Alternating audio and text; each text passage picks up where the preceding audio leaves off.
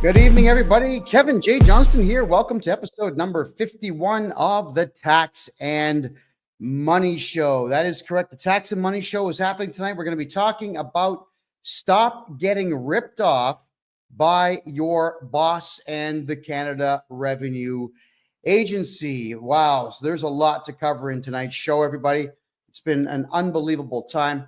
I do apologize that we've had a few issues here with the PC not working properly, but I think we solved them all, and we're set to talk for the entire evening on some very serious problems. All right, I'm just going to come right out and say it. We have a serious issue in Canada, not just with the Canada Revenue Agency. We have a serious issue with a severe lack of manliness, a severe lack of masculinity. I'm gonna tell a story. All right, this has been going on for the last little bit now with a client of mine, and this client of mine is guy my age. I'm 53. This client of mine is just about the same age, and he is working for a company that he owns. That is correct. He owns his own business. The guy is a contractor. And as the contractor, he would be looking to purchase items from various locations and sell them to people. So what does that mean? When you're a contractor who installs floors for a living, you're probably going to go to a flooring supply depot. At least anybody who wants to make money would do it that way, because you're certainly not going to just make it up as you go along. You're going to go to the supply depot and you're going to buy what's needed. And in some cases, what you will be doing is working closely with the supplier. So let's just say, for argument's sake, I decide to go to Home Depot and buy carpet and then install it in someone's house and mark up the carpet, let's say 20, 30%, and then charge for my labor on that carpet. I'm going to make a couple of bucks. I am not working for Home Depot. If I went to Rona is the other big one in Canada, or Lowe's in the United States, if I went to any of those and bought carpet and installed it, I most certainly I would not be working for either one of those companies either. When you buy something from somebody, you don't work for that company. And if you choose to mark it up, that is entirely on you. You still don't work for the manufacturer of the carpet, and you don't work for the store that you bought it from. That's just how it is. And if, let's say, Home Depot or Aiken Heads or Rona or any of the other guys that are out there were to state that you do work for them, well, they're actually committing fraud, because money is going to be changing hands in some way, shape, or form if someone is lying and saying that you work for them when indeed you don't. What I mean by that is, if, let's just say, everybody watching this show right now, if I were to state that all of you were working for me and I was writing off your earnings as if you were working for me, I've got a tax benefit to that. And I am a liar, and I would be a fraudster, and I should be punished severely by the law if I'm going to be lying to everybody, the government and someone else, stating that you work for me when you really don't. All right, what I mean by that is, if I were to say that any of you watching the show right now worked for me, and I wrote down on my tax return that you worked for me, you're going to get taxed by the CRA, by the Canada Revenue Agency, and I get to write that off. But I'm writing off, it's pretty much a criminal act. And you're going to be paying the price for my insolence in stating that you work for me when you really don't. So whenever you buy something from anybody in Canada, you do not work for that company. You're simply a customer. You could also be known as a contractor. That is fine, but you still don't work for the store. Doesn't matter what you buy. You buy gum, you buy drugs, you buy Coca-Cola, you buy Pepsi, so we don't have preferences. You buy yourself a hamburger. You do not work for the retailer. You're a customer. Well, I have a client that came to me, again, my age, who is having some serious tax issues. Now, I've got permission to tell the story minus his name, but in this tax issue that he's having, we went through all of his files, and the numbers didn't match up. Sometimes when we're doing taxes for people, we can't figure out why numbers don't line up. So we spend more time on it. A lot more time on it. And it gets a little frustrating sometimes because there are some tax returns that just don't make any sense at all. So we'll go through them, and then a second time, and then I'll say to my CPA, well, could you check this out? Because it ain't jiving with me. I send it off to my accountant. She looks at it. She can't figure it out. So we have to assume that something is excessively and extremely wrong with that tax return, which is fine. This is what I sign up for. So when I tell you that you're paying a certain price to get your taxes done, I'm not going to up the price because it's harder work. That's not what I do. And I'm not complaining. This is not a complaint. I'm not saying it sucks to do extra work. I don't shy away from hard work.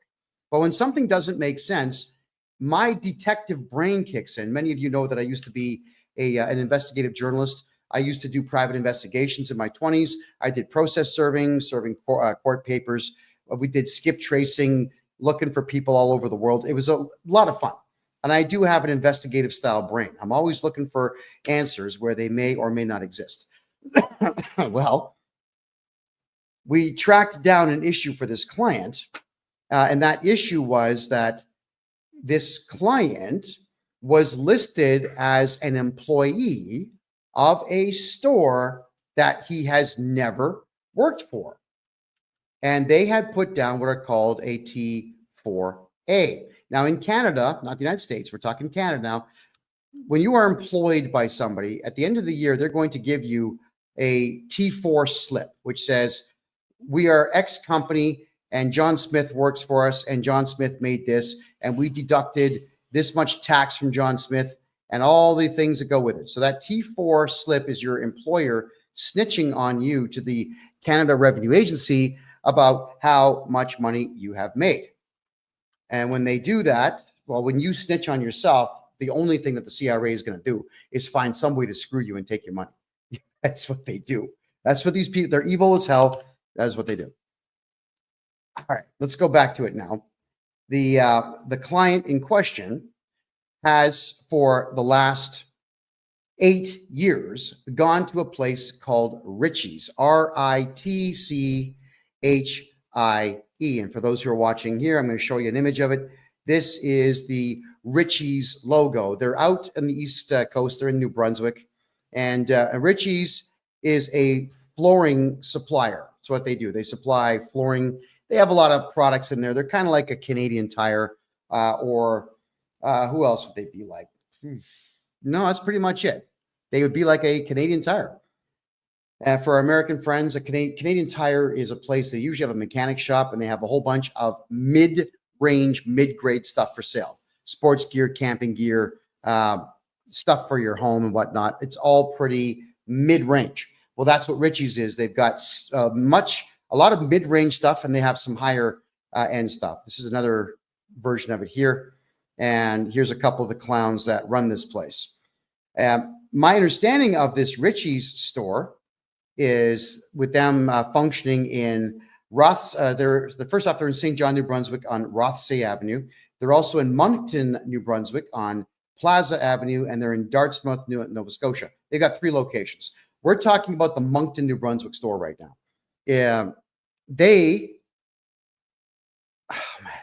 I can't even tell this story and take it seriously, It's just so irritating. So what happened is they got audited 15 years ago. I'm going to back the story up a little bit here. They get audited 15 years ago, and it scared the hell out of them. Strange how this group of millionaires, a couple of brothers, the Ritchie brothers, a couple of brothers who are multimillionaires are afraid of one little old auditor. And this auditor goes through their store and, like a bitch, these guys did everything this auditor told them to do. Show me your records, show me your books, show me your cash, show me your client list, show me your supplier list, show me everything. Everything I want to see, show me, show me, show me. And they did. And they ended up paying a lot of money because they were stupid, didn't get a lawyer. They should have lawyered up for that. They didn't kick the guy out of their store. They didn't have a security guard there to say, buddy, you got to go. They didn't make any phone calls of any kind to anybody. They just completely cooperated with this auditor. Now, here was the problem with what this auditor had done. The auditor told them, oh, you've got guys, contractors that come here and buy stuff from you. And do you sometimes get these contractors to do work for your store? They said, yes. And then the auditor asked if these contractors work independently. Like, do they actually register corporations or register companies and just buy supplies from you and then go out and do the job? They said, yes. Now, the auditor lied at this point. The auditor says, well, if you have any contractors that are buying supplies, you need to put them down on what is called a T4A slip, which in Canada is the same as a T4.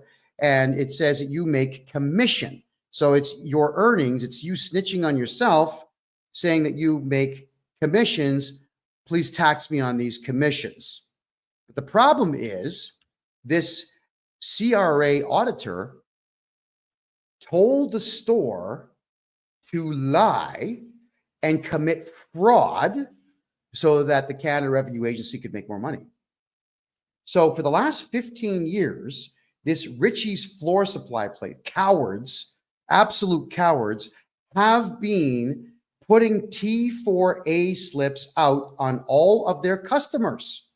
Yeah. So if you're a customer of this Richie's place in Moncton, New Brunswick, they literally are listing you down as an employee of them on commission sales.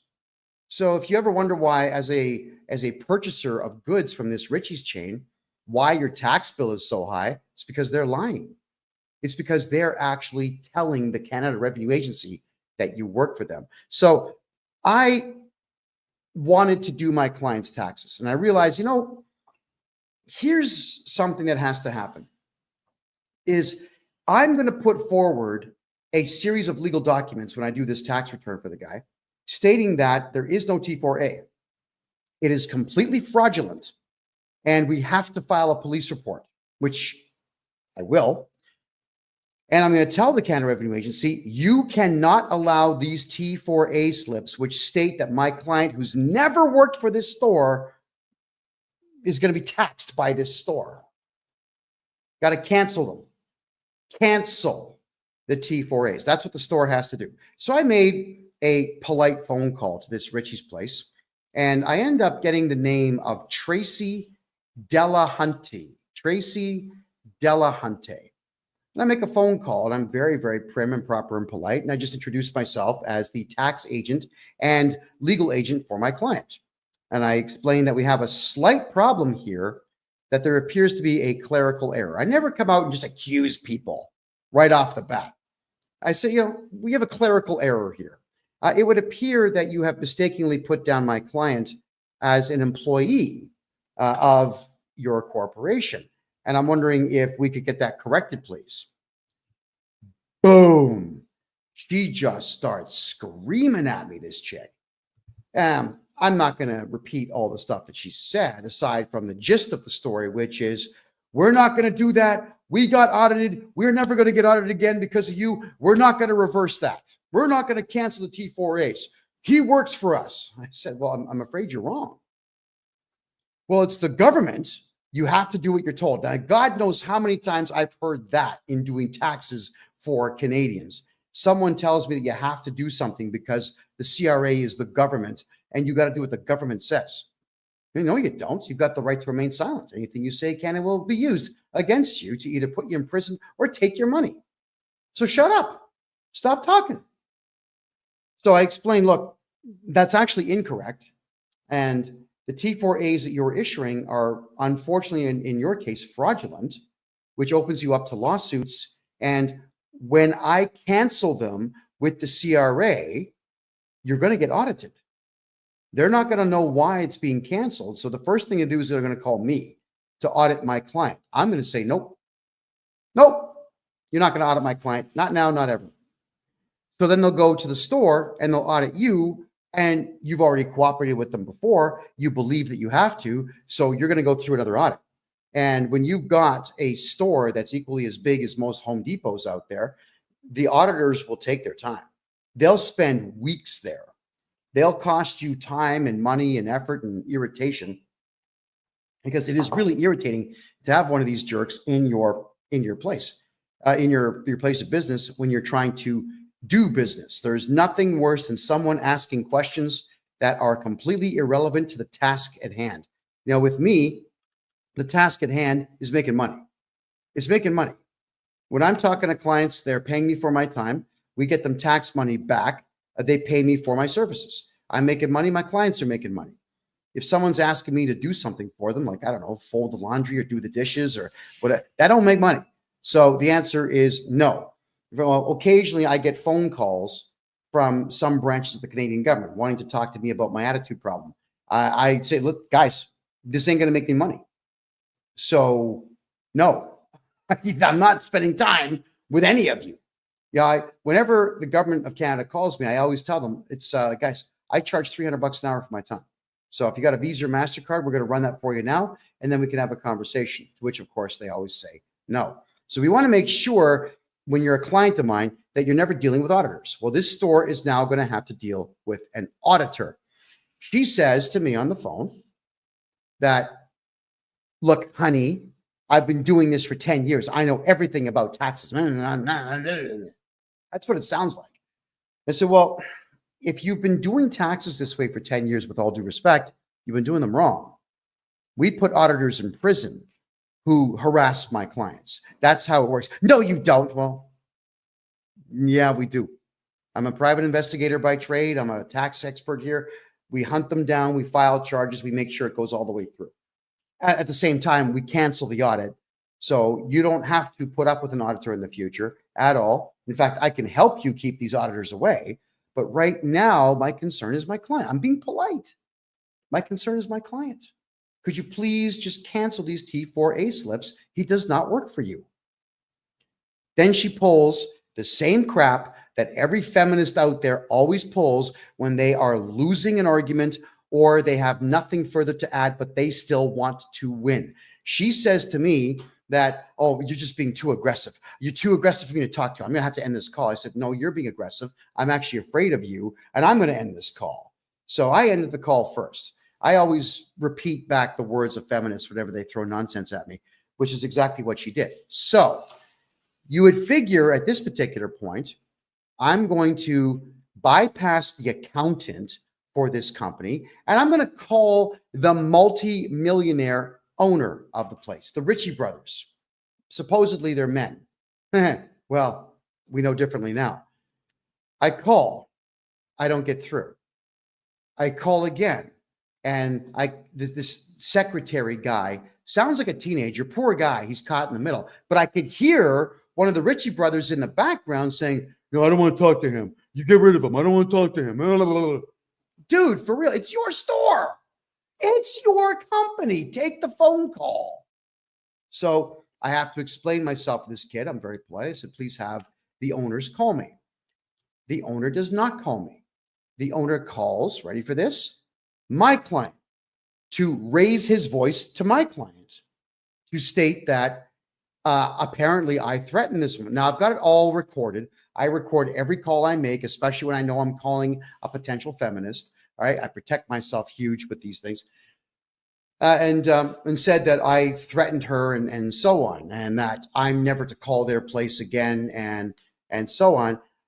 My client even said, look, don't call me. Kevin's my representative. Call him. But please, if you could, cancel the T4s. They won't do it. They won't do it. So I call back. And as I'm calling back, I'm getting the same runaround. So these millionaire supposed men, and let me put them on the screen for everybody to see. There we go again. These supposed men won't take a phone call from a guy on a phone. Now, it's not like I can shoot them through the phone. It's not like I'm going to stick my hand through the phone and wring their necks. It's just not how it works. All you got to do is just take a phone call and say, hey, hi, what's the beef? How can I help you? How can we help not cause any trouble for ourselves? let's figure this out. That's what men do. But we don't have men in Canada anymore. So instead, they get their lawyer to send me an email. Thinking, all right, so fine. The lawyer sends me an email and there's nothing in the email. Thinking, okay, I've got to say something here. So I write the following letter. Now, none of this is meant to be offensive to anybody. This is education.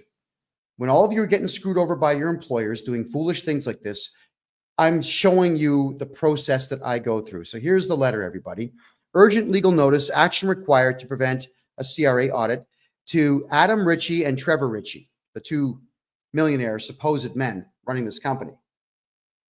Dear Adam and Trevor, my name is KevinJJohnston.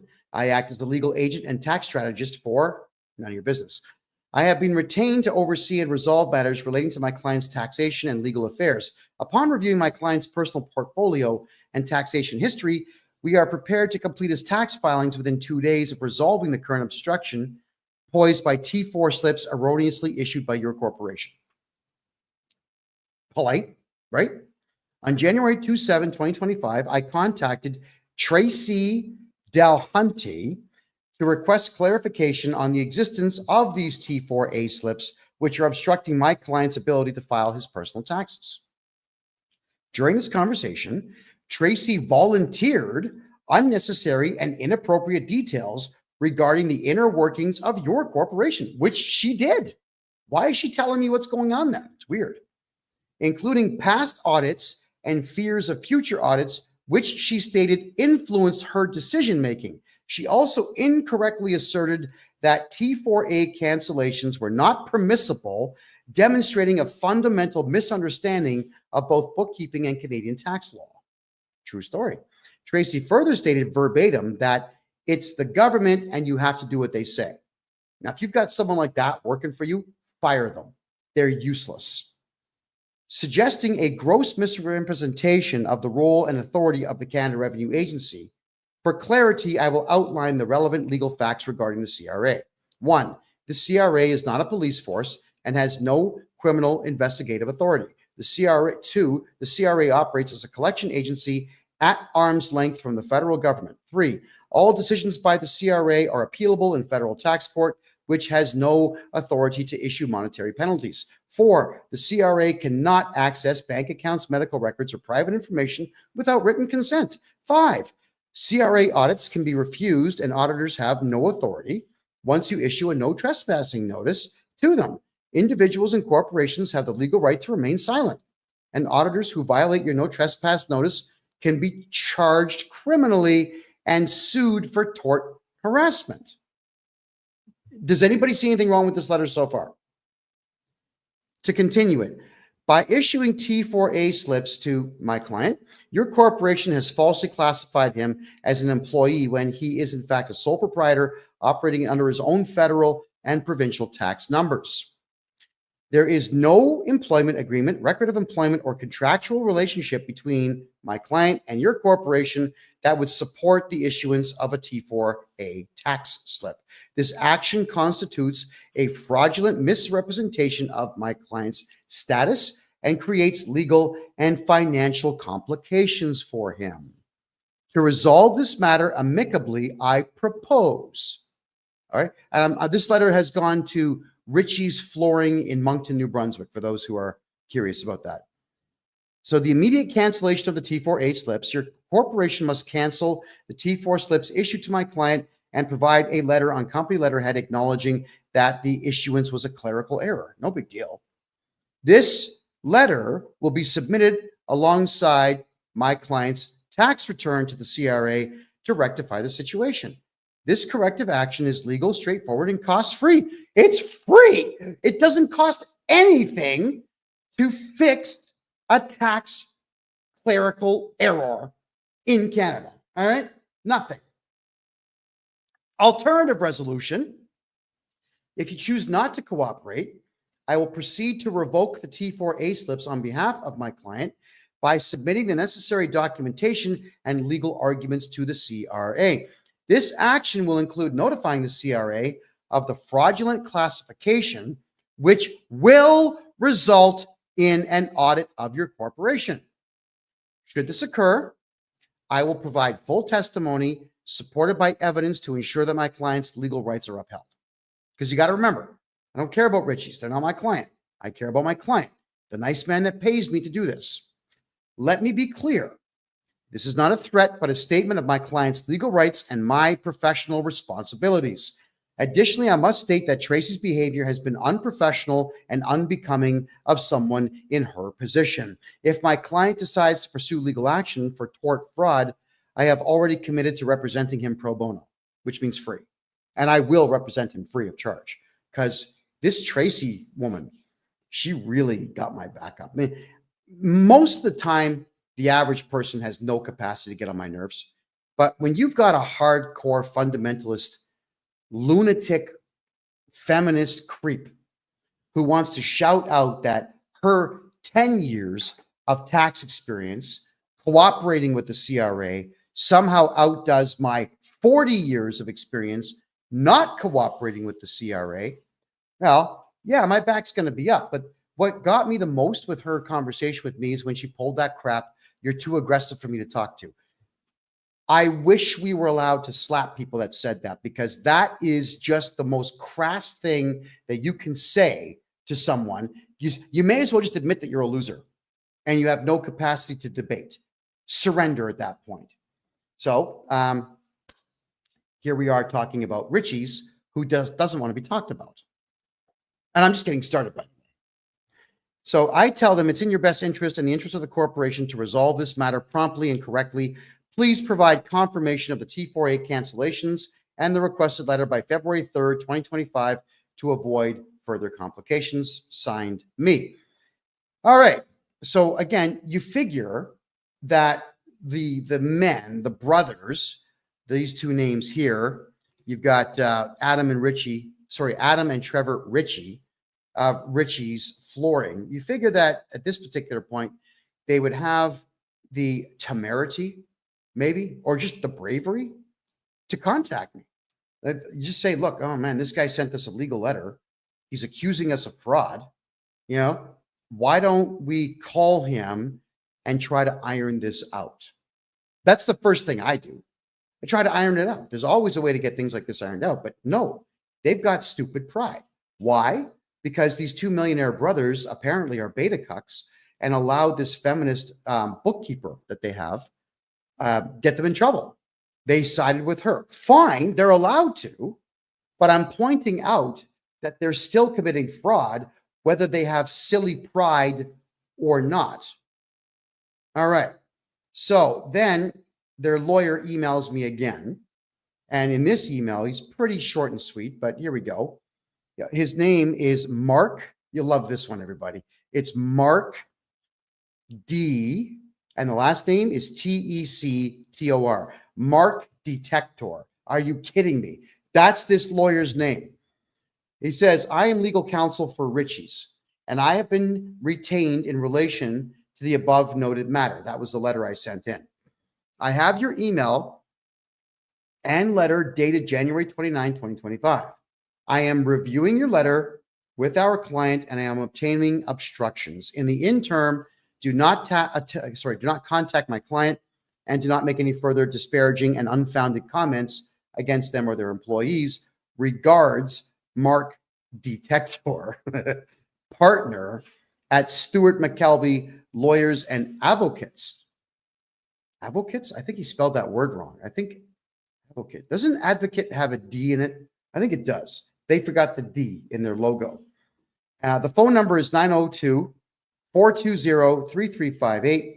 And he's got a cell phone number of 902-402-0101.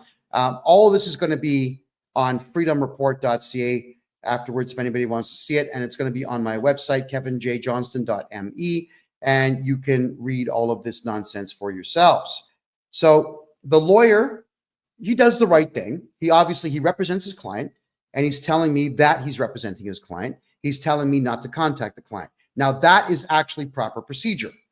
When you hire a lawyer or a representative or an agent, the agent is the one who speaks on your behalf. No big deal. That's okay. But to tell me not to make disparaging comments. Are you kidding me? If there's a beta coward fraudster out there, you're all going to know about it. I'm not going to lighten my language and say, yes, we have a couple of males out there who may have made an inadvertent mistake, and they may have pride from old world, and that's impeding their capacity to make the correct decision, and we should forgive them. No, absolutely not. They are beta coward fraudsters who have allowed a fraudster to run their accounting department, and they are defrauding dozens upon dozens upon dozens of hardworking contractors who are just customers. All right. So my reply, dear Mark, I wasn't going to put Mark Detector on this letter. Thank you for your letter acknowledging my legal demand. To clarify, I have no interest in engaging in discussions with your clients. My sole request has been explicitly outlined in my previous correspondence, and I expect it to be addressed accordingly. Right? There you go. Regarding any statements I have made, whether private or public, I am fully prepared to enter into a non-disclosure agreement, which is called an NDA, with your client, prohibiting me from making any future public statements about them from the date of signature forward, contingent upon their full compliance with my lawful and reasonable request. I trust this matter will be handled expediently. My name. Okay, nothing to argue with there. So what I'm saying here is that you have a couple of beta cuck fraudsters running this store, interfering with the tax return capacity of me, and literally lying to the Canada Revenue Agency about people who work for you that don't. And I'm going to tell the world about it. But had the lawyer read this letter and told his clients, hey, you know what? This big mouth, this big mouth from Canada that never shuts his big mouth, who's on the front page of every newspaper in Canada, will shut his big mouth, everybody, if you just cancel the T4As. I mean, if I was the lawyer, I would tell them, look, don't be a friggin' idiot. Just cancel the T4s and we'll draft the NDA and shut this guy up. That's fair, right? Well, not in Canada. You see, Canadians are not as smart as Americans when it comes to this whole NDA thing. Canadians have stupid pride. They get their backs up over nothing. And they always say, no, I'm not going to do anything he wants. Okay, fine. So I'm going to tell the whole world how much your company and you suck. That's my right. And I'm also doing it as a warning to all of you out there to pay attention to what your employers and your suppliers are doing, because it can really affect you negatively. So he comes back with this really short letter. Mark Detector tells me, we have now had an opportunity to review this matter with our client. The claims in your letter are without merit. Well, which claims? The claim that your client sucks, or the fact that the Canada Revenue Agency has no power whatsoever to force somebody to break the law? I mean, which one is wrong according to you and your client? So telling me that something is baseless, that it bothers me, not because I'm getting my back up. Lawyers are losers. Almost all of them are losers in Canada. They're not smart enough to get my back up. But the point is, this lawyer should have made a proper presentation to his client and explained it. He didn't. He comes back with this really short, terse, ridiculous nonsense. And now my client still doesn't have an answer. Again, it's my client. I care about my client. I do not care about this Richie's flooring supply shop run by beta cucks. So I had to send him a letter. I send him another one. Now, it's a bit of a lengthier letter, but it was necessary to send this because I must do everything I can for my client before we involve auditors of the CRA to penalize his supplier. Good morning. To the lawyer, Mark Detector. Good morning. I'm not entirely sure if you're actually doing your job or just taking money from your client. However, since everything I say has merit and your client is openly refusing to undo the fraudulent reporting that they have done, I will go ahead and trigger an audit against Richie's with the CRA, which is what I'm going to do. It is exactly what I'm going to do. Now, you've never heard me say that I'm going to cooperate with the CRA in any way. I'm going to cooperate with the CRA on this one. At this point, your client is fraudulently laying claim that my client is a staff member so that they can, ready for this, so that they can engage in higher write-offs, which I am calling exactly what it is, tax fraud. I will go ahead and have the T4As canceled without your client's involvement. And as much as I hate the CRA, I guarantee you I will cooperate with them fully to ensure that the audit against your client is extremely fruitful for the CRA. You should pay attention to Proverbs. I wrote an amazing one as I grew up in a country whose main export is cowardice. When you make a decision based on fear, it is 100% wrong 100% of the time. Tell your client, thank you very much for their time, and please wish them the best of luck with the audit that is coming soon. Should your client come to their senses, I won't be doing anything until Thursday of next week. So that's this Thursday, because I have other work to do. I'm not going to give you a deadline of any kind because I know your client is not smart enough to understand what a deadline really means. And thus you can count on this being our last communication unless you would like to talk your client into some sense and have them reverse their fraudulent way of doing business for my client only. All right? I don't care about the rest because they're not my clients. Also, without a court order registered in Bogota, Colombia, and Panama City, Panama, in those regions' proper courts, I will not be keeping my mouth shut. In fact, I plan to use your client as a case study in stupidity and an example as to why, when adults have fear, they fail. Letting you know in advance, I will ignore every Canadian court order that you get. Sincerely, me. Now, lawyers don't like it when you speak like this to them. So what does the lawyer do? He sends me a stupid letter. Here it is. Oh, not this one. It's this one. Please, mark detector again. Please see my earlier emails. Your allegations are without merit. My client reserves its rights in relation to any actions or defamatory statements you may make. First off, that's grammatically incorrect. My client reserves their rights. There you go. Not its, their. Okay, so I don't make defamatory statements. I use funny language to tell the truth. I can come right out and say, Richie's does not do business properly. That's not funny. But the millionaires who run Richie's Flooring Supply in Moncton, New Brunswick in Canada are a couple of beta cuck fraudsters who are absolutely gutless and will not take accountability for their illegal activity, and nor will they even pick up the phone when a gorgeous hunk of man looking like this makes a phone call to them to simply have them spend 5 minutes fixing a problem. My God, these guys at Richie's, this is their store one more time.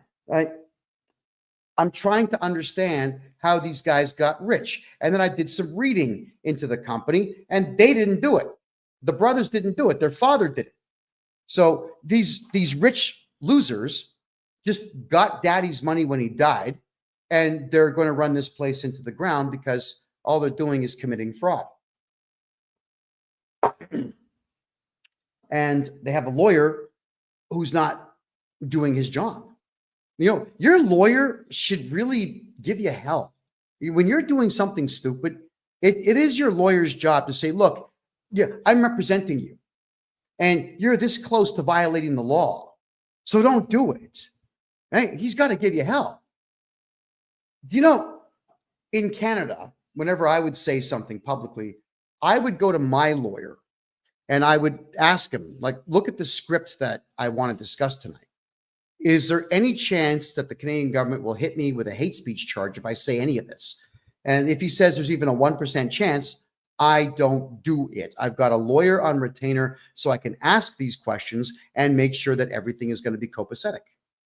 Yeah. And when my lawyer says don't do something, yeah, all right, okay, I'm not going to do it. because I pay him to watch my back in the legal arena. That is his job. He does his job well so that I can do my job well, right? So let's continue here. With me getting such a short reply from this guy, there's the reply again. I thought, you know what? Obviously, these negotiations have completely broken down. They are not going to comply. So I'm going to go ahead and report fraud to the local authorities, and I'm going to report fraud to the Canada Revenue Agency, an institution I hate, an institution I never cooperate with at all. But because these people got my back up just a little bit, congratulations to them, I'm going to make sure that it happens. And if I need to be on the phone with the auditor, explaining everything to the auditor about these people, I am going to do so. It'll be the only time the CRA ever gets my cooperation. So I wrote a letter. Now, this one is less professional than most of the stuff I write. By my own admission, it's actually quite snarky. It was designed to be irritating because this lawyer is essentially saying, we're going to sue you for defamation if you tell the truth about our client, which I don't care about at all.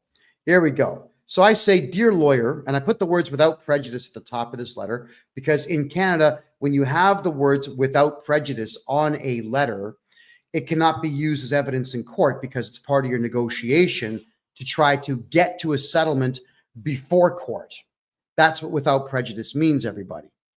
All right, so I'm hoping that that legal term there makes sense. And by the way, nothing that I'm saying is legal advice. I am not a licensed lawyer. I'm just really good at legal documentation, and I'm really good in the courts because I've studied this stuff for 4 decades now. I hate it, but I know it. Well, actually, I shouldn't say I hate it because I like winning. I do like winning. I just hate the entire court system. But here we go. Dear lawyer, my allegations are fact. Let your client know that I will be helping others that they are double dipping on fight them in court if they choose to go the route of litigation.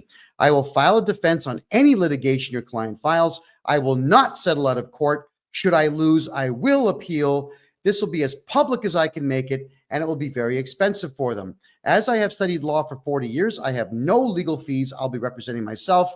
Not true for your client. Side note, pride goeth before our fall. This woman that Richie Boys hired is really going to destroy them.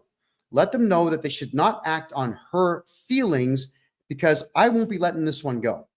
I'm going to use this case as an example of how not to behave in the accounting world and how to avoid eventually meeting me.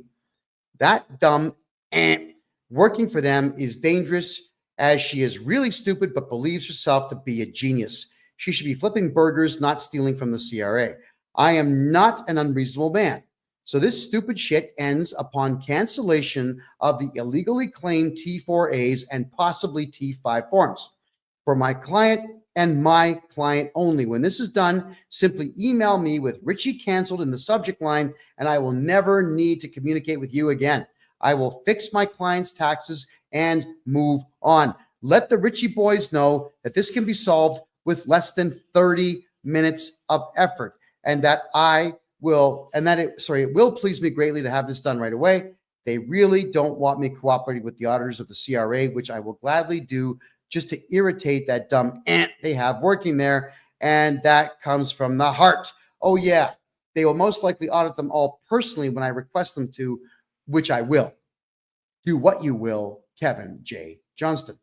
So these Richie's people, really, they need to grow some balls. They need to grow some sense. They need to gain a little bit of business acumen. And if you ever want to keep yourself out of lawsuits, Canada, you got to think like an American. I know all of you are saying, I hate America. Why? Why? Americans know how to do business. This type of thing would not come up in an American company. I've dealt with American companies thousands of times. And whenever issues like this pop up saying, listen, we got a problem. You're committing fraud and we're going to report you to the IRS. Like, whoa, wait a second. What's the problem? They will actually try to work with you. In Canada, everyone just gets offended, especially feminists. And this is the stupid stuff they do. So the lawyer did not reply. I'm a little disappointed in that, but yeah, whatever. We did my client's tax returns as if he did not have a T4A form ever filed for him. And I am declaring in an affidavit, using all the legal knowledge that I have, to tell the Canada Revenue Agency that this stupid store, Richie's Flooring, is committing tax fraud. Now, here's the fraud, all right? Let's go back to the beginning of this story, where they got audited 15 years ago, and the auditor told them, if someone is buying supplies from you and they're a contractor, put them on a T4A. So the auditor told this store to break the law, and the store that did not get any legal advice has decided to break the law for 15 straight years by committing tax fraud times God knows how many people buy their supplies. Think about that. If I tell you to shoot somebody in the head and you do it, you go for murder 1, possibly murder 2. I go for solicitation of a crime and possibly accessory and possibly murder 2 as well. Don't think for a second that because someone else tells you to commit a crime that you're going to be absolved of it just by saying, I don't know. He told me to do it. Do you think really that's a defense in court? You're out of your friggin' mind if you think you're going to get away with using that as your defense. Not only are they breaking the law, but they are proud that they are doing it, and they are getting a lawyer now to assist them in breaking the law. So this lawyer that they're utilizing needs to go back to school, I think, because the next step for me is to start filing complaints with the Law Society of the province of New Brunswick to explain that this guy is giving them really bad advice and did nothing to solve this problem. Well, if anybody out there would like to call Richie's, let's bring the information up right now. I'm going to share the screen right now. Here it is, everybody. So I know you won't see it on, hold on, where are we there? No, wait, there we go. Boom. Let me just turn this off for you. So there's Richie's. They are in New Brunswick. Let me zoom in a little bit for you here. That's the store right there. Richie's Flooring Warehouse, 19 Plaza Boulevard, Moncton, New Brunswick. Okay, everybody out there who's watching on TikTok. Oh, sorry, guys. Is the audio better now? Is that a bit better for you? So everybody watching on TikTok, could you please put the phone number I'm going to dictate right now, 857 0400. All right, 506-857-0400. I'd like all of you to ask for Tracy Delahunty and ask her why she insists on committing fraud. Okay, ask her. Don't be rude. Don't swear. Don't do any of this. But I need all of you to record these calls, because stores that do this type of thing to people are evil. It is evil to do this, but we don't have to be evil. We just have to play the game the right way. So I'd like to ask you all, give her a call, Tracy Delahunty. Tracy Delahunty. Give her a call at that phone number and ask her to cancel T4A forms for everybody who is a contractor, because it's illegal for them to double dip. Now, what do I mean by double dipping? Let me tell you right now. You see, these contractors in Canada, they're going to write an invoice. They'll write an invoice to this store for, let's say, $10,000 for services rendered. And then this invoice is also going to have the goods and services tax on it, which I think is 15% in that province. And the store will pay them, and they'll be able to write off that expense. It's a contractor expense. It's a contractual staff expense. But what they're also doing is using the T4A slip to write that off as well. So they get to write off the same guy's stuff twice, while the guy who wrote the invoice is no longer able to use all the expenses he has to lower the amount of money that he's making on a job from this company. Think about that. So the store is double dipping, which means that the individual contractors get completely screwed on their taxes. Completely and totally screwed. So I need everyone to give them a phone call and ask them if they could please stop defrauding their contractors, and again, record the call. And if anybody gets anything interesting out of these people, because they like to talk, they will probably share information with you. Could everybody who's going to do this call, here's what's going to happen, okay? Either the funniest one that you record or the one that gets the most information. I'll play that one on the next show as a follow-up to this show, and you're going to get $100 of my own money. I'll send you $100 of my own money for being the winner, the one that gets the best stuff done. Now, I don't mean prank them. I don't mean phone them up and flush a toilet. That's dumb. What I mean is, when I say funny, is get them to react in a certain way where they're actually divulging information to you that they shouldn't be divulging. Because everybody on the East Coast of Canada, it's not that they're really, really, really, really nice people. It's that they're just, in some cases, really dumb, and in many cases, drunk. There's a lot of alcohol abuse on the east side of the country. So these folks here are not going to be thinking all that clearly when they do this. Now, whilst we are reviewing this, don't call the lawyer yet. I don't want that done yet. But if this lawyer is going to be extremely unreasonable, I will deputize everybody here next week and then have you call this lawyer and record those calls.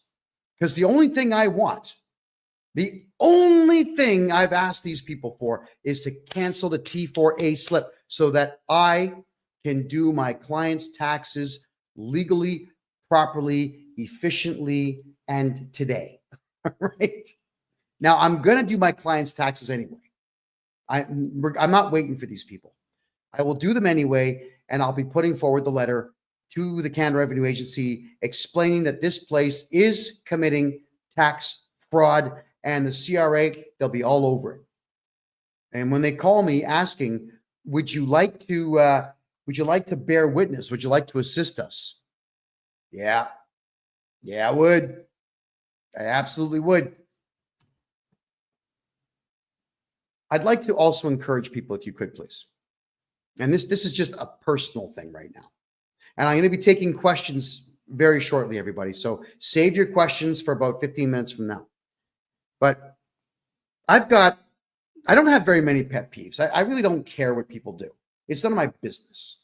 But something that I cannot stand is bad manners when bad manners are not necessary.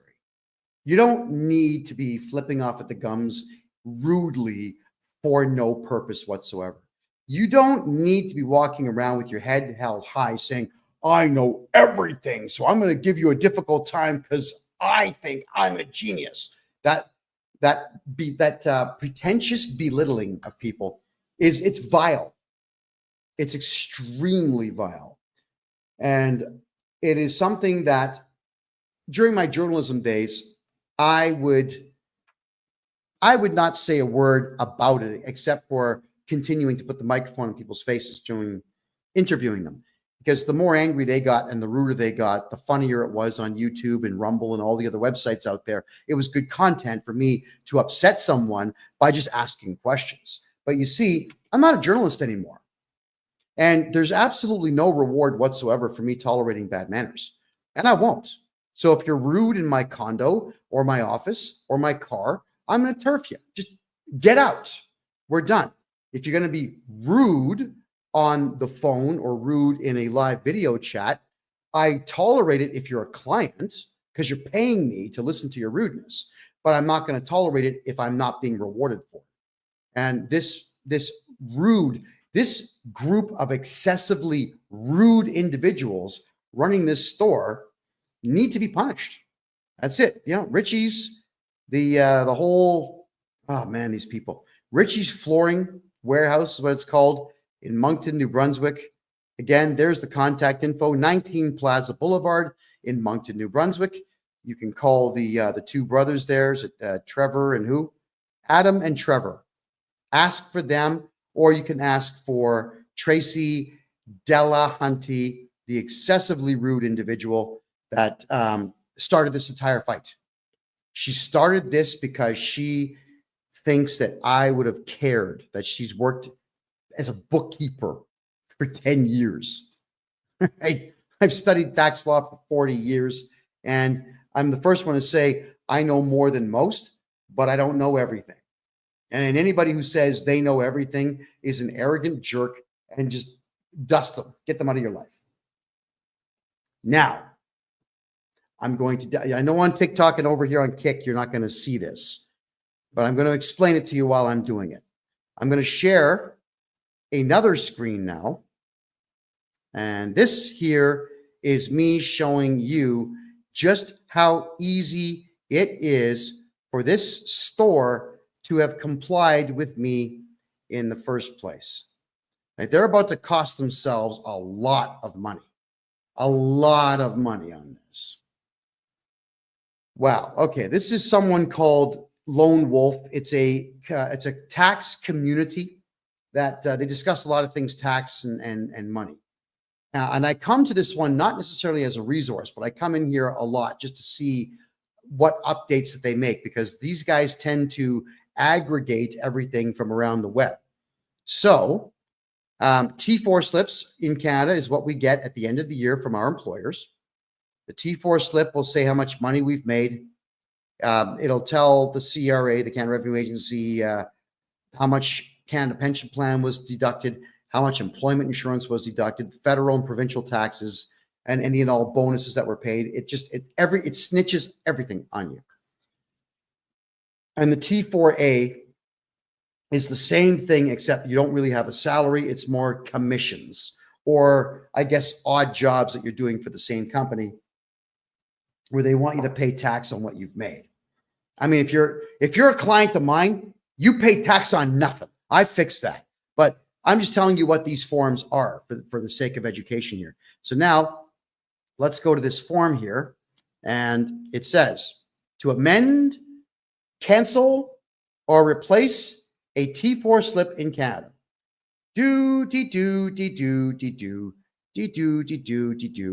Cancel a T4. Detailed steps. I click on it.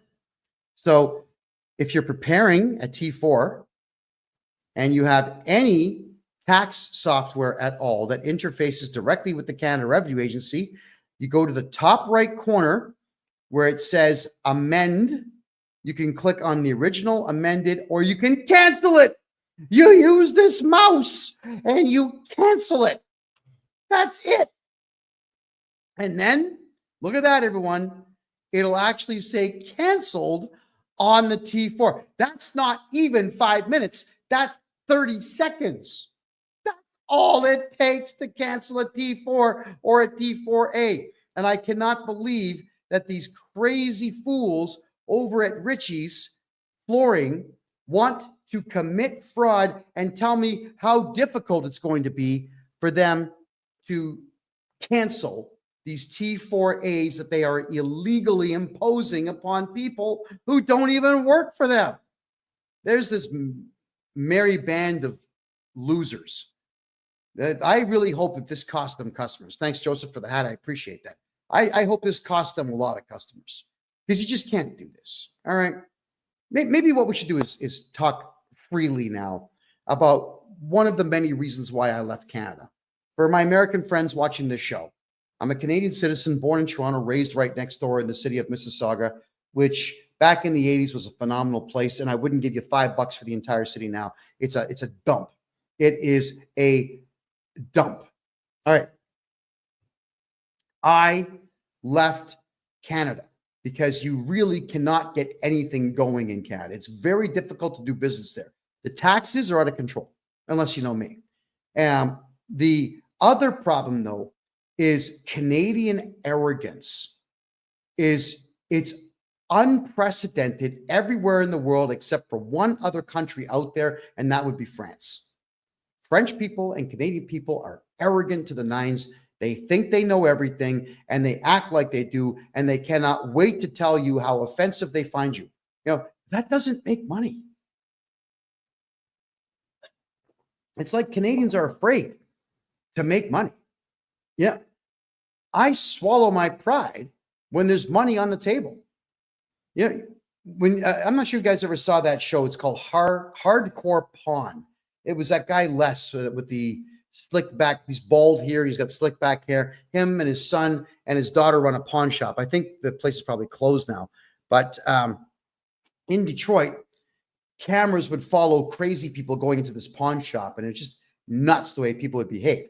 But this guy, Les, I loved him on the show because he always told the truth. Hey, I see money on the table. You've got my interest. I want to make a deal. And I'm the same way. There's money on the table. I want to make a deal. Oh, what's that? You're asking me to fix a clerical error so that I don't have to spend $30,000 on a lawyer? Sir, have a seat. Let me get you a cup of coffee and let's fix this clerical error. And we get it fixed. And we shake hands. And I walk him out the front door politely. Why do I want to get my back up? If I'm going to get my back up, I'm not going to make money. Right? But if I keep calm and cool and collected, I will make money. Now, one thing that Canadians suck at more than anybody in the world is customer service. Customer service is absolutely the biggest key thing. I got an incredible speech from Rob Ford.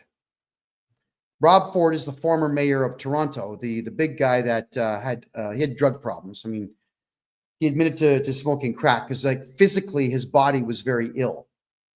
And his maniac brother, Doug Ford, is now the premier of the province of Ontario. But Rob Ford, he gave me a big speech about customer service. And he understood it well. And the way he explained it to me was it was genius. He handed me a business card. He says, I'm the mayor of Toronto. Here's my home phone number. Okay, thank you. People would call him wanting to get something done. So he would go through every message. He had a Rolodex. He showed me all this. He had a Rolodex where he would put everybody's name in and write down the problem. He would call the appropriate people, send the city staff member out to get it fixed. He would call the person back and say, did the pothole get filled? Did your fence post get replaced? Is the electricity back on? This is what this guy would do. That's customer service. And he's a politician teaching the world about how important customer service is. It is important. Return emails, even if you don't have an answer. Make phone calls, even if you don't have an answer. Return faxes, return letters, return whatever it takes. You know, with me, I go through my client list, and even if I don't have the job done, I just call my client and let them know, listen, we had a delay because I'm looking for some information. We put a request in for it. We're not going to have it till Thursday of next week. I'll be picking up your file Friday of next week. Is that okay? Just people want to know that everything's going to be okay. And if you are a good customer service person who actually cares about their customers, you're going to do just fine. Serve that shit out of your clients. Serve the hell out of them, because if you don't serve your customers, someone else will.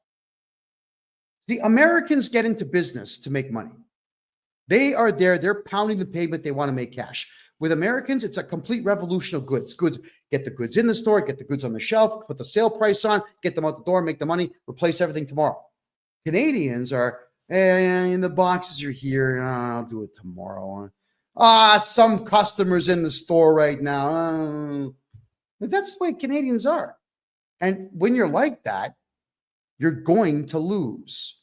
Just like this Richie's place is losing.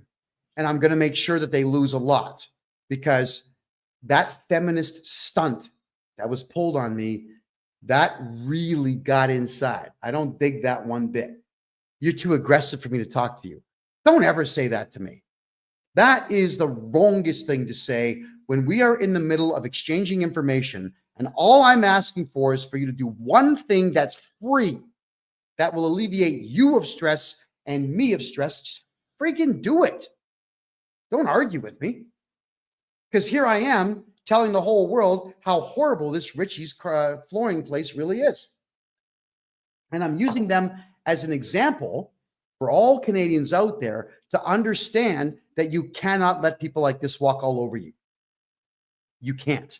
So contractors, if you're a contractor in Canada and you do any contract work at all, nobody legally can give you a T4 slip or a T4A slip saying that you work for them when you do not work for them.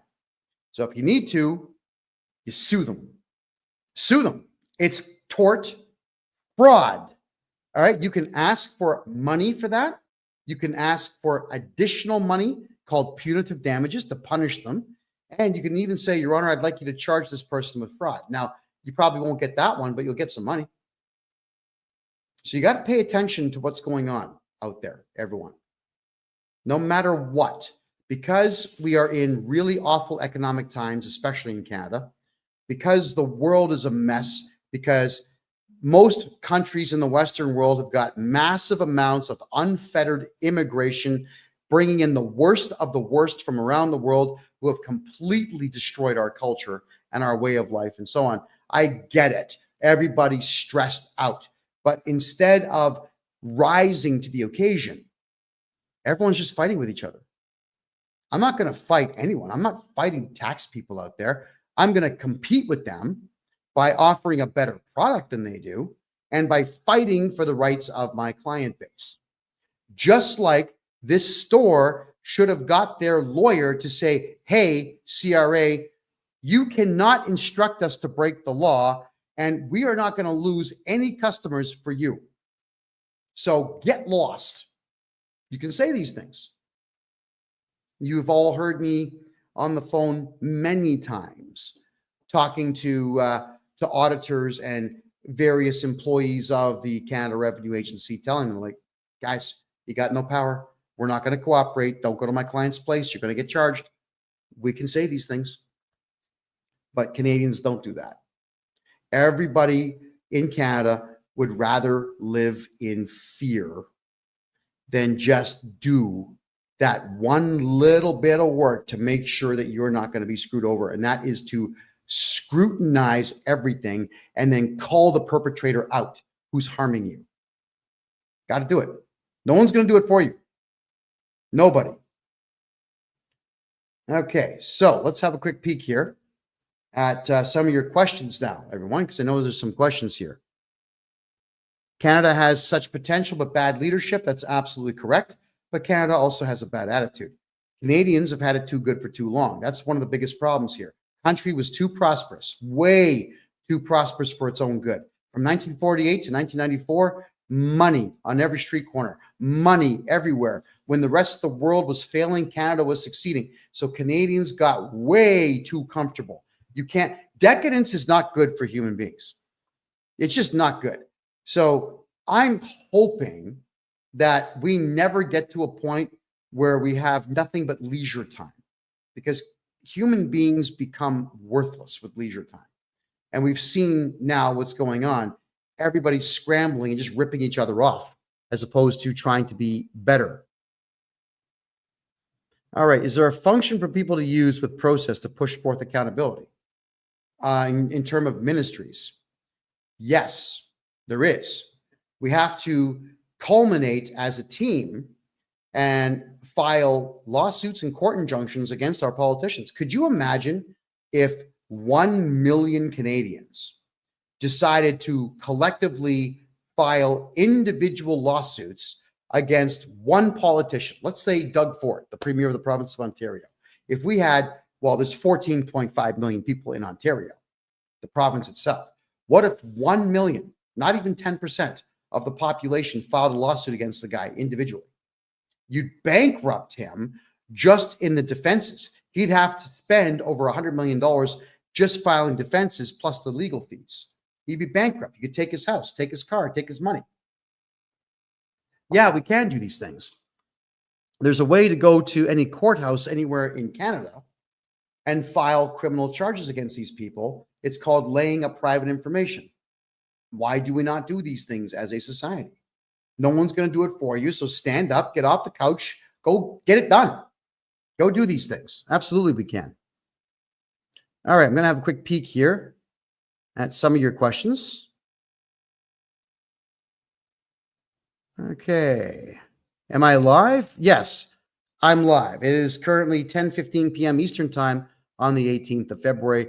Thank you so much for asking. I see some questions here now in the Rumble room. Boris N65, you just ordered a 60-minute call. Excellent, Boris. You should be able to log into Calendly and pick your date and your time. So we'll be talking soon, I'm sure. We've got, oh, we got there. Real MGTOW. Kevin, have you guys been able to clear up your tax backup? Yeah. I mean, our tax backup is, we'll call it under control. We have a backup of, say, 2 weeks, but that's standard during tax season for any accounting company. We developed a brand new software package that's going to blow your mind, everybody. Imagine this. Well, actually, let's just work with the real numbers. No, so I'm going to do this for everybody right now. Let's do this right now. I'm going to bring up the income tax calculator. This is a website called Wealth Simple. I'm not even sure what they do, but it's a handy little toy to play with. All right. I know that you're not going to see it on TikTok or on Kick, but I will state what it is that I'm doing here. So let's turn this off. If you have a look here in the province of Ontario, if you make $100,000 a year, the federal tax is $14,000. The provincial tax is $6,986. Canada Pension Plan and EI, which is employment insurance, ends up being $5,105. So on 100K, you're losing $26,136. Now, what bothers me about this is when a corporation is filing taxes, what they've got to do is they have to take the CPP, the Canada Pension Plan, and the employment insurance, and they have to match that. That's right. So for every employee that you have making 100K, you have to match the Canada Pension Plan 100%, and you have to match the employment insurance by 140%. Wow. So the rough number, if you look at it right now, the rough number is going to be about $5,800 per person per year that you have to spend for nothing.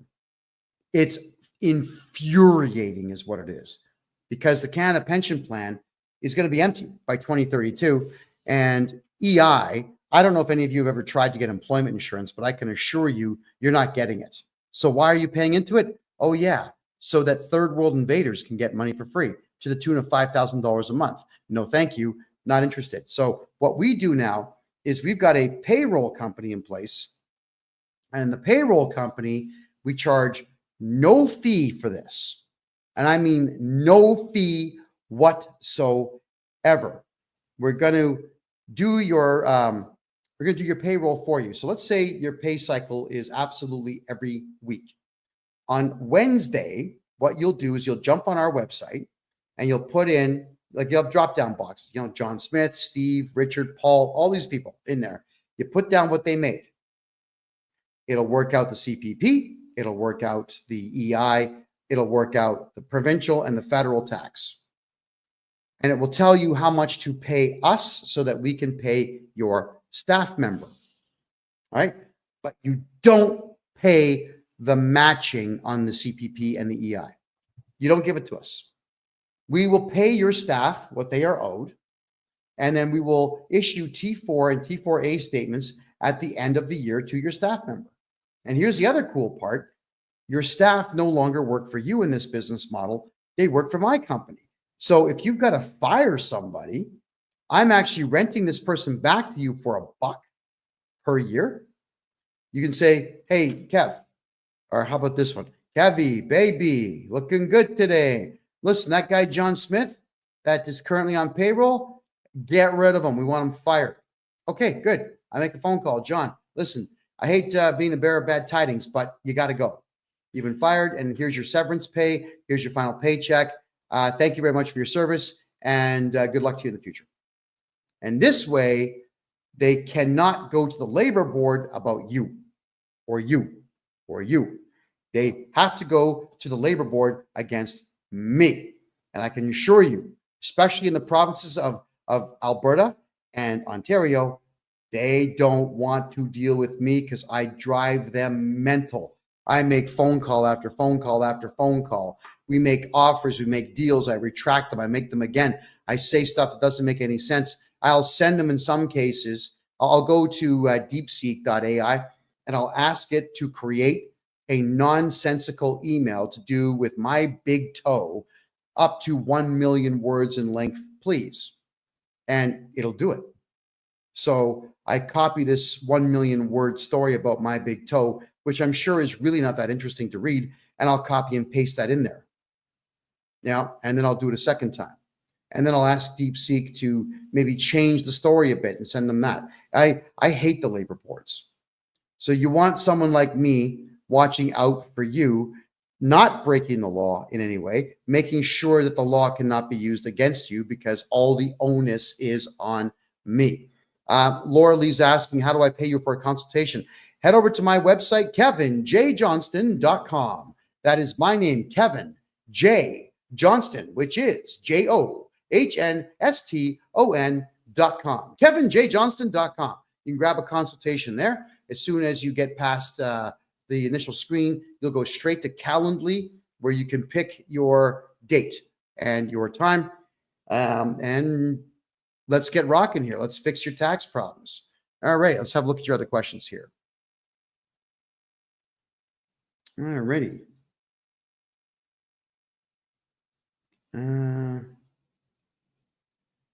All right, guys, I don't really want to get into politics. All right, so for everyone who's asking me about politics, I'm staying out of it. I did my last political show on the first Tuesday of 2025. I don't care anymore. I had a lot of fun. I did a political podcast for 7 straight years. And we cost a lot of politicians a lot of money. I thoroughly enjoyed my time, but I'm a tax guy now. I'm enjoying taking money away from the Canada Revenue Agency and giving it back to the people. So don't call me Robin Hood because I don't look good in tights. Just call me, I don't know, call me a hate-filled maniac for hire, because I am, when it comes to these CRA people, I am a maniac. I can't stand them. I hate them with all my heart. So I go to town on these idiots, and they don't like it. And they typically back down because they have absolutely nothing that they can do to stop me from doing what I do best, and that's irritating people. And my mother always used to tell me, son, you could irritate Jesus. And when I said thank you with a big smile on my face, that was not the response she thought she was going to get. That is a compliment, and it is extremely true.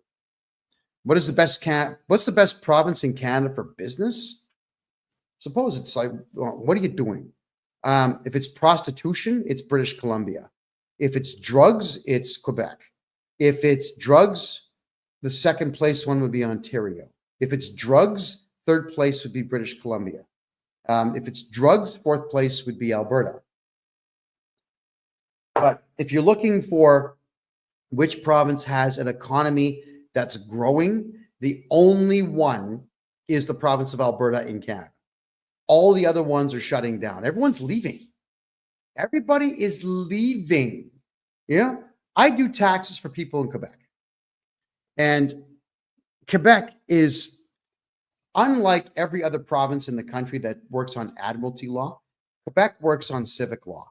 And civic law means that the province can do whatever it wants. And they do. They do whatever they want, which means the province of Quebec has their own provincial taxes, which are ridiculously high in comparison to the rest of the country. And they've got such ridiculous rules about property tax and whatnot that nobody in Quebec is making money. So everyone's leaving. They're all going to Alberta.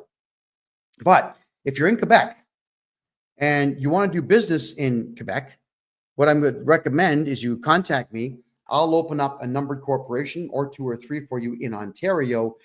You can still do business in Quebec, but just make sure that all your invoicing goes through the Ontario corporation. You don't want the province of Quebec being involved in your business. Filing a provincial tax return in Quebec is really stupid because they will not leave you alone. Not ever. They are ridiculous individuals. Am I still active in opening offshore accounts in Panama to protect people's money? Si, oui, Absolutely. Of course I am. I adore doing it. We've opened bank accounts now for well over 100 people, and they're all doing quite well. They're all quite happy with it. The answer is yes. All right. What do you do if CRA launched assisted compliance programs for a 2022 farm loss? I don't know what the assisted compliance program is, but what I can say is if you're running a farm, you should be losing money on paper. And that is what I do best. I make sure you lose money on paper. Your farm should lose money for 10 straight years on paper. So if anybody out there is on a farm or owns a farm and you want to get all your tax money back on that farm for the last 10 years, get a hold of this guy right here. Okay. That is what I do. Am I in Toronto? Hell no. I was born in Toronto. I was raised right next door in Mississauga, but I despise Toronto. I don't like the roads. I don't like the architecture. Anything after 1960, I can't stand the architecture. I mean, the left wing nut jobs destroyed that place. And look at the mayor that you've got in there now. Olivia Chow is a Chinese communist, essentially a spy for communist China. And when I saw her dancing almost completely naked in some feather outfit to show the world how sensitive she is to the far left politics, I'm thinking, yeah, Canada, the only thing that's going to save you is revolution. A violent overthrow of your government is the only thing that'll save it. When you've got that type of trash in charge of the biggest city in the country. And when I say biggest, I mean biggest by a lot. It is more than double the size of Montreal, which is the next biggest city. Double the size. You can't have trash like that being the face of your city. But Canadians, you voted for her, and you're not throwing her out. So for me, the odds of me stepping foot inside of the city of Toronto again are zero. Zero. Unless, I know it's a joke, but I'm kind of partially serious. Unless some Kazakhstani terrorists showed up and said, hey, we got this nuclear weapon here. Here's the key. The battery still works. Would you like it? I say, well, sure. Just make sure that you can ship it to Front Street in Toronto, right? Beautiful. And I would clack it. I'd set the timer for 3 hours. I'd leave town. I know exactly what hill I would go to watch the mushroom cloud go up and just smile. I don't even smoke, but I'd crack out a stogie and I would just watch. I hate Toronto. I loved it as a kid. It was an incredible place in the 80s, even up to the early 90s. Now, it's just a dump. It is a dump. Doesn't matter that it's got big screen TVs everywhere. What does that matter? All it's doing is selling you stuff that you don't need. It's not like there's jobs in Toronto. It's not like it's a place you invest and make money. The condo market is completely dead in that place. Nobody can afford housing, and the taxes are the highest in the country by a lot when it comes to anything to do with the home. Food prices are 5 times the price they were in 1988 in Toronto. Why would you want to be there? You know, Panama City, I'm in Panama City, the capital of Panama. The subway system here is better than Toronto, faster than Toronto, cleaner than Toronto, and it's only 35 cents to jump on the train. 35 cents a ride. Tap your credit card, walk through the gate, get on the train. No violence, no strung out drug users sleeping there, no homeless sleeping in there, nobody picking on you, no one throwing things at you, nobody crapping in the corner. There's none of that nonsense here. You pull that stunt in Panama, the cops will work you over. You know what I love about the cops here is that they actually are really pleasant people until you screw up. And if you screw up deliberately and they identify you as deliberately committing a crime, they break out the old tonfas, you know, the billy club with the L shape, they'll crack you one. So don't be a criminal here. And I think Panamanians have got the message that it's not wise to be a crook here. And as a result, everywhere I go is safe. So Toronto, be damned. Not interested. All right. That's a good point, sweet guy. You're saying capital gains are 66%. That was actually not passed in the House of Commons. That was not passed in any legislature whatsoever, but the Canada Revenue Agency has chosen to do it anyway. Completely illegal. But if I'm your tax guy, there is no capital gains on anything that you do. I eliminate that capital gains garbage. It's gone. You got to get a hold of me. How do you save fees and taxes on the RRSP? I'm your tax guy. If I'm your tax guy, gone. I'm not going to tell you my secret because I'm the one that invented it, but it's legal. You want your RRSP taxes gone? Call me. What they're talking about there, folks, it's called the Registered Retirement Savings Plan. This was something that every TV network and radio station in the country before the internet was pushing on Canadians. I know because I fell for it too when I was a teenager, where they say, put some money into it every year, you get a tax break. And you can take all that money out when you retire. But what they didn't tell you was they'll tax it 48%. So you're just deferring taxes to your senior citizen years when you actually need the money the most. Yeah. And the other worst part of it is, everybody, is that the government tells you that it's for your own good. And that's the part that bothers me the most, is that they're taking 48% of your retirement savings plan from you and telling you this is for your own good. It's good for you that we're doing this. You're coming close to retirement age. You've worked 60 years to have nothing. And now we're going to take 48% of what you've made, and it's good for you. No, it's not good for you. And I will get you back 100% of all of your RRSP contributions, so long as it used to be just the last year. I can go back 3 years now and get those for you. So get a hold of me if you want that money back. Do I have an office in Toronto? Yes, actually I do. My criminal lawyer and my corporate lawyer are in Toronto. So if you need to drop something off at one of my offices there, let me know. But I don't come to Toronto. God, man, no. Oh, God, I hate that city. No, you won't see me there. You'll see me in places like Seattle, Calgary, Bogota, Panama City, Mexico City, Cancun. You'll see me in not Port-au-Prince. I'm sorry. What's the other one? The capital. Oh, Nassau, the capital of the Bahamas. You'll even see me in Trinidad and Tobago. You'll see me in all these places because there's money in the cities I've just mentioned. But Toronto, nope. Keegan's asking, can I get your calendar link? Yeah, just my name, KevinJJohnston.com. KEVIN, middle initial J, last name Johnston, KevinJJohnston.com. Get a hold of me there, please. And the calendar link is all yours to pick yourself a time.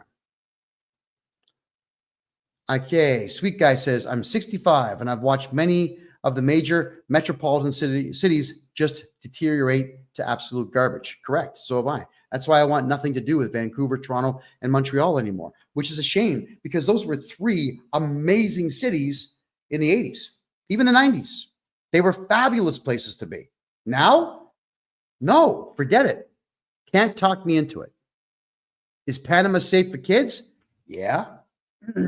It's a very safe place, especially if you're a gringo.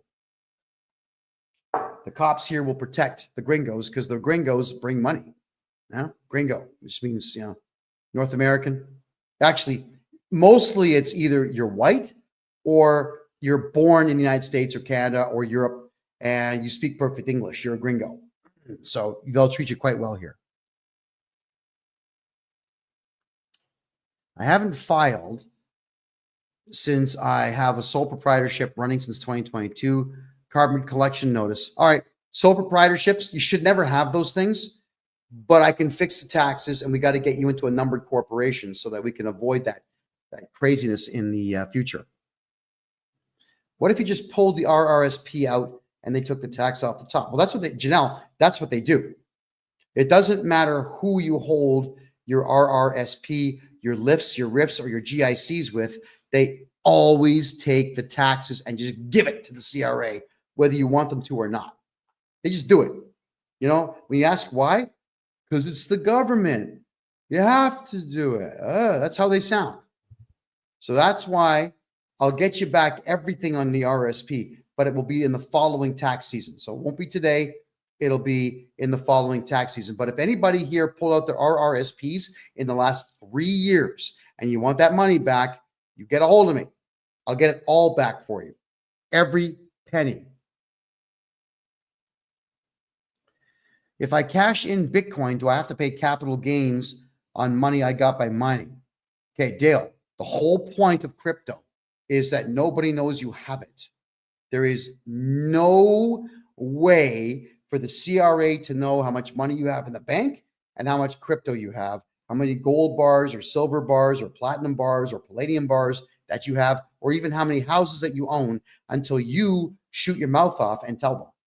So, Dale, if you've got crypto and you're making money in the mining game or the staking game, shh, say nothing. It's your money. Don't give it to them. However, Dale, you can use a crypto loss as a capital loss and do a huge write-off on that. That's when you can talk about crypto. And if they say, well, where's the money now? I don't know. Some guy named Muhammad stole it, right? So talk to me about that sometime. What would my charges against the bank be called for? Giving all my money to the CRA? Theft, fraud, conspiracy. There's one more. Theft over 5,000 and fraud over 5,000. Those are big ones. So yes, and I'm going to be teaching all of this. I'm going to have a course on this a little bit later this, or in March, I'm sorry, about how to file criminal charges. How does my company work? Quite well. I don't understand the question. Could you please rephrase that?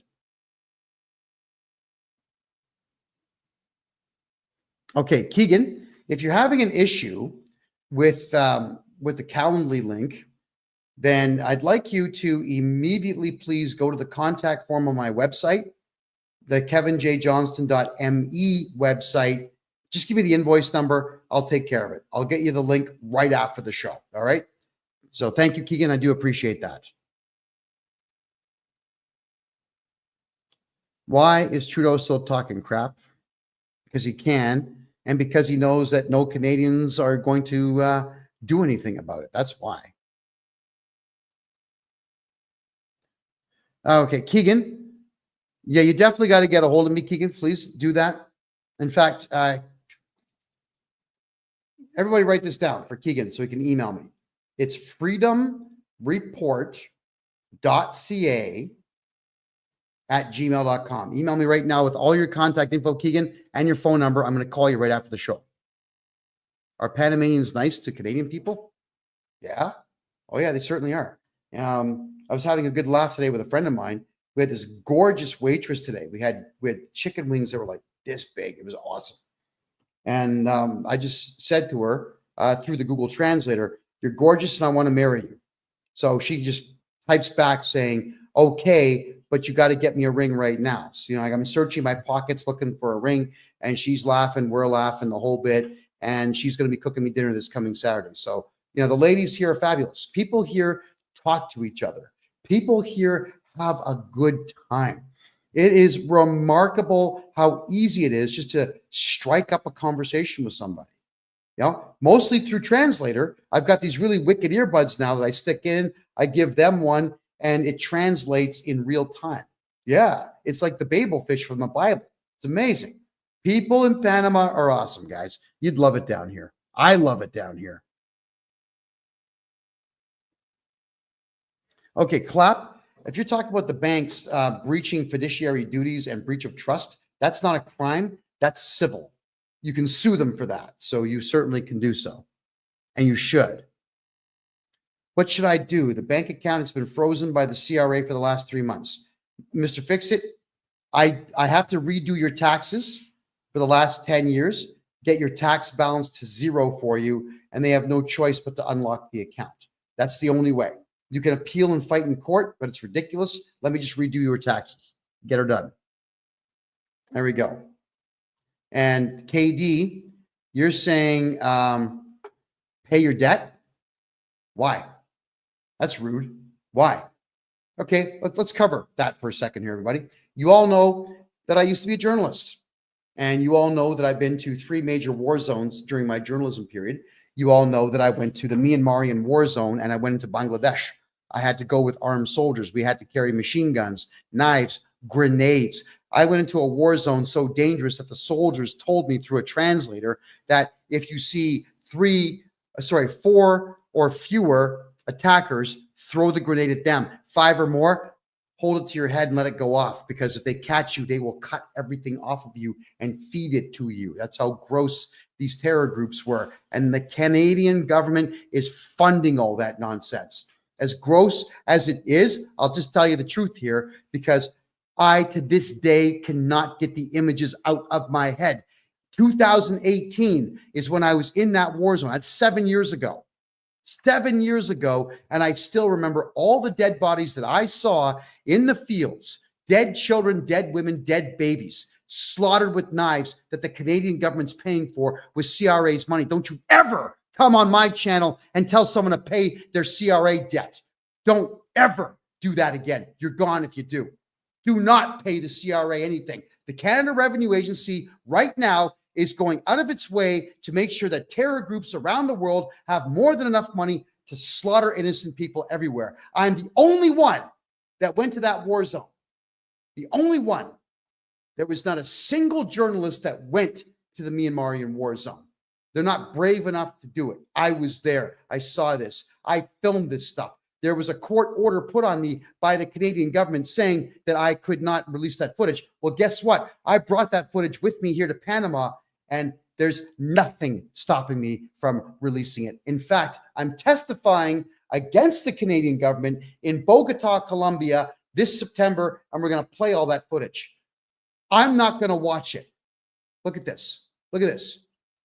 When you see that stuff, it never leaves. And I know that my country of origin is the one paying for death all over Asia and all over Africa and all over the Middle East. Don't ever tell anyone to pay their Canada Revenue Agency debt. I'm telling all of you, do not pay the Canada Revenue Agency. It's not like it's going to Canadians. It's going into the hands of killers and pedophiles and terror groups all over the world. So, you know what? I'm going to block that idiot. Just get the hell out of here. Nobody wants you here. Anyway, getting back to taxes. Do you have any representation office in Alberta that can do my taxes, or how does that work? D. Carly, we do everything remote now. You know, there's absolutely no reason whatsoever to have these huge brick and mortar places. Yeah, we have offices, but our offices are small. You know, they're like garages, you know, maybe 400 square foot places. They have enough room for desks, chairs, filing cabinets, and 2 or 3 people to work in them. Everything that we do is on screens. I've got the laptop here. I've got the phone here. I've got a second phone here. I've got a third phone over here. And I've got 2 monitors on a wall in front of me here where I can see everybody at the same time. Like, we're all connected all day long. We don't need it. And it's really, really, really efficient for me that way, because I don't have to be in Canada, a place you all know that I couldn't wait to leave. So I just can't stand the politics there. With me being in Panama, I am calm, I'm cool, I'm collected, I'm healthy, better diet. Look how clean my skin is just by eating food that there's no drugs in my system at all. I don't need all kinds of makeup and whatnot to keep this expression going. It's a matter of good food. I'm just healthy. My blood pressure is perfect. My blood counts are perfect. Yeah, I'm happy all the time. Why would I want to be there? I'm going to do everything remote. So get a hold of me on the website and we'll take care of all your taxes there. My CPA is in Ontario. My lawyers are in Ontario. Some of my team are in Vancouver and some of my team are in Alberta. You don't need to all be in the same place at the same time. It would be nice, but it's completely unnecessary. What does it cost for you to write a letter to the CRA? There's a couple different price points on that. It's either $350, $500, or $950, depending on the complexity of the case. So get a hold of me if you want that done. All right. Let me just check the Facebook chat rooms here. All right. What do I think of Vancouver? What, the city? That would be an all-day thing. I'm not going to bother answering that one. just let you know that I'm extremely disappointed in its downfall. It's not worth going to at all. Alrighty. Question. As you know, I just finished getting out of a bankruptcy. Does my bankruptcy guy have to file my taxes this year since he finalized it all? No. And if the bankruptcy wasn't huge, like millions of dollars or hundreds of thousands of dollars, we could actually reverse the bankruptcy. Bankruptcies are not the first choice. They're always the last choice. There's so many ways to win with taxes and debt that bankruptcy should always be the absolute last thing, because it is a nuisance to get through. But anyone can do your taxes afterwards. Hopefully, I'm going to be your tax guy. Okay, here's a good point. I asked Grok on X if I have to, but and it says no, but my bankruptcy guy says they have to. I signed their document that says they would do it. Okay. Every trustee and bankruptcy professional in Canada is a lying loser. Stay away from them. They don't work for you. They work for the CRA.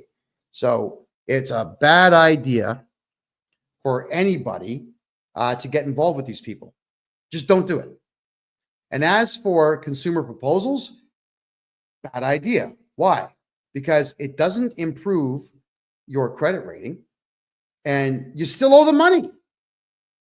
The idea of doing something like this is not to owe money. But in a consumer proposal, you still owe the money. You're still stressed out. No. You don't do consumer proposals at all. They're a scam. They're a total scam. Absolutely total scam. What is the Smith maneuver? Something that doesn't work as well as you think it does. And that would be an extremely elongated thing to talk about here. It's not something that I can answer, even in the last 10 minutes that we have here. Do I do living trusts? Yes. Here's the way that we do it.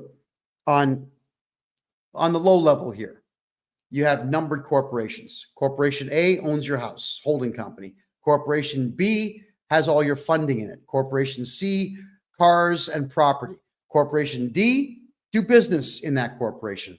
And all those corporations should be held under this one here, which is going to be your umbrella corporation. And then the umbrella corporation is owned by the family trust. So it has to filter down. And when you build a family trust, start with the corporations at the bottom, then move them into the umbrella corp. Then we move everything into the family trust. You can do it the opposite way, but it's a lot more work. There's far too much prep work to get that done. It's better to just do it piece by piece by piece. All right. What should you do besides a consumer proposal? Well, if it's taxes, hire me and I'll get your tax bill to zero. If it's credit cards, we can always negotiate a better price for them. Or if it's credit cards, knowing that you can't do prison time, and if you don't care about the credit card ever being useful again, you can simply just walk away from it if you like. There's nothing stopping you from doing so. Consumer proposals means that your credit cards will no longer work, your lines of credit are no longer accessible, and you still owe the money. It's positively worthless to do one. The trustees get paid by the government when you do a consumer proposal. So stay the hell away from those people. They're crooks. Do you have courses or classes we can take to learn how to set up and run corporations if we wanted to do business that way? Petra, yes. Starting March, the last Wednesday of every March at 8 p.m. Eastern time, all year long, which is going to be 5 p.m. Pacific time and something like 7 p.m. Eastern time, or sorry, Atlantic time. It's going to be right in the middle so everyone can be there for it. It's going to be a membership fee of $25 a month where you can come in and learn this stuff. It's going to be a private closed circuit meeting where everybody's on Zoom. You listen to what I say for an hour, and then we have a discussion, questions. That's how we're going to be doing it. Also, we're looking into the law right now. Right? I've got a meeting at the lottery head office, the Lotteria office here in Panama, to find out if it's legal for me to give away money to Canadians and Americans from Panama. We think it is, and the 3 people I've spoken to at the Lottery Corporation here in Panama say it is, but we got to make sure. Because if it is, everybody who joins up for that $25 per month fee is going to get a chance to win cash. All right, we're going to start giving away cash on this show come September. So we have big plans for what we're doing here. That my good fortune is your good fortune. I'm having a blast doing what I'm doing in the tax realm here for Canadians and for some American folks as well. So we're going to give back by giving away a bit of dough. Here we go. Can I assist you in British Columbia? I can assist you everywhere. It's just that Quebec is excessively difficult in some cases. There are some things in Quebec I can't fix because Quebec is a messed up place. But everywhere else, 100% yes. Am I able to set up a trust for crypto assets and capital gains? Yes, but you still should not be talking about crypto anyway. If you've got it, shh. So long as you shh forever, they don't know you have it.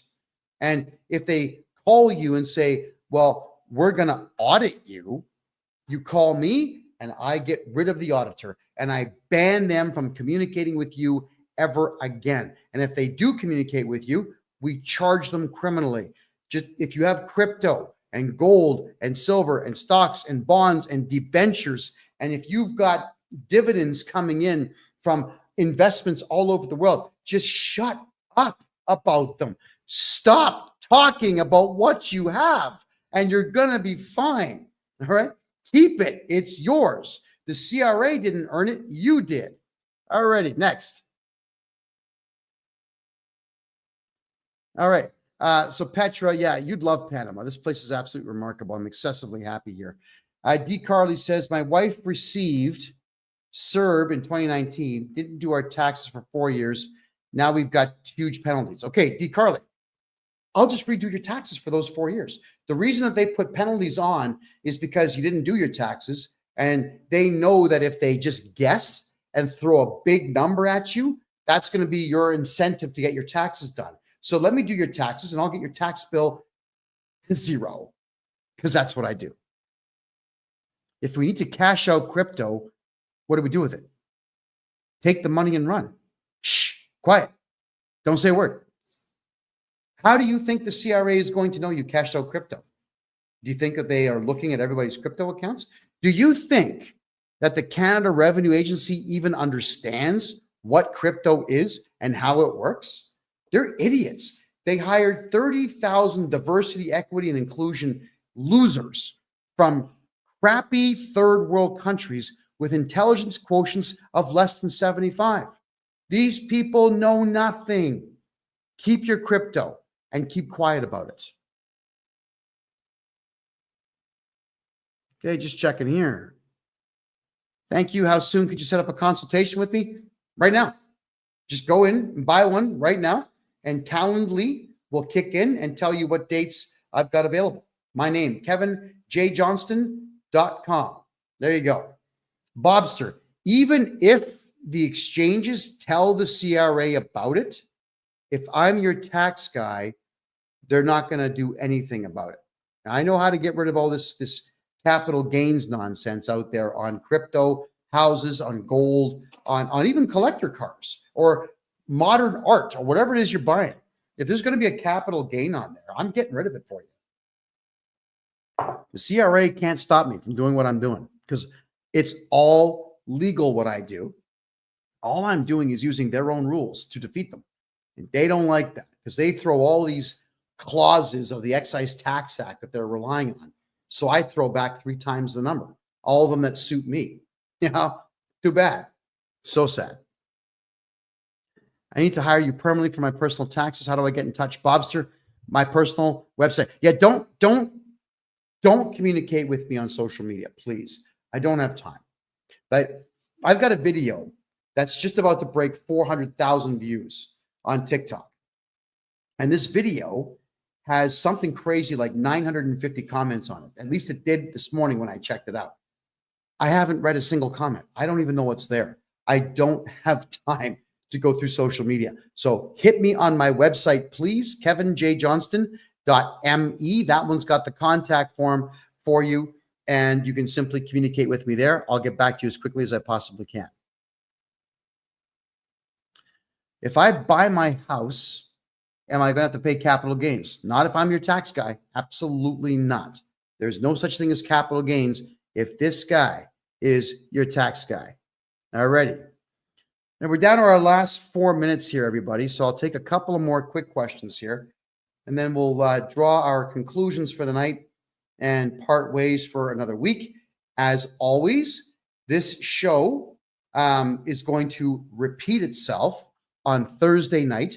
It will repeat itself live all the way through until the following Tuesday. So on Rumble, you can always watch the repeat of this show. It plays for four straight days after we're done. And for those who miss the old podcast, the old political podcast I used to do on Wednesdays, two of my co-hosts from the old show have decided to create their own show. It's called The Lounge. That's every Wednesday at 8 p.m. Eastern time. They talk for an hour, maybe two, about politics. And one of them, Ed Janusek, is in Argentina right now. And he told me that I would need to deliberately blind myself before I go because the women are so beautiful that you might walk in front of a bus not paying attention. Good for him. He seems very happy in Argentina. There we go. All righty. Thank you, Keegan. I appreciate that. D. Carly says, we've done our taxes and now we're paying a $35,000 bill to the CRA. Can I help? Yes. I'll get rid of it. I'll get rid of that tax debt. It's not even a debt. It's just a number they made up. All right. That's the thing with the CRA. They just make stuff up. Assessments and reassessments. It's a guess. It's a wild guess. They don't know what you owe. They just lie to you. It's all that they do. All right, everyone. We're going to draw our conclusions here. We're down to our last 2.5 minutes. In Canada, everything that you put on a tax return is voluntary. It's completely voluntary. The only mandatory thing that you have to do in Canada, and even that is only a suggestion, is you fill out a tax return. If you don't know your numbers, fine. Put your name and social insurance number at the top, sign the bottom, don't put any numbers on it, and mail it in. And now you have met your legal obligations. The CRA will assess it, but then you contact me and we can appeal it, and then we can do your taxes. All right? We want to make sure that each and every one of you knows your rights. And you've got the right to remain silent, so don't talk to the CRA. Have me become your tax guy and your legal agent so that I talk to them and not you, because they're always fishing for information. That's just how it works. The CRA knows nothing about you until you tell them. Because like I said earlier, they've got a bunch of morons working for them. They are not intelligent people at all. In fact, they all hate each other who work for the CRA because they've taken 100 different cultures and threw them all in the same offices and said, here you go, get along. Well, we know that doesn't work. So let them argue with each other and let us do your taxes for you so that we can get you back everything that they've taken from you. All right, so get a hold of me, folks. Joseph, thank you for the rose. Greatly appreciate that. My name's KevinJJohnston, everybody. I am formerly a journalist, and I am now Canada's #1 tax guy. Yes, I am Canada's biggest mouth. This yap never stops moving, and it always is going to tell you the truth as I know it to be about taxes, politics, money, finance, commerce, the whole 9 yards. Yes, I do live in Panama City now because I can't stand communist Canada. And yes, all of you can live a very good life here on an extremely low budget. This country has been very good to me. It's a beautiful place. I'll not be leaving anytime soon on any particular permanent basis. You got to check it out for yourselves. All right, everybody. This is the Tax and Money Show, episode number 51. Every Tuesday, 9 p.m. Eastern time is where you're going to find the show. And we'll see you in a week. I love you all. And good night.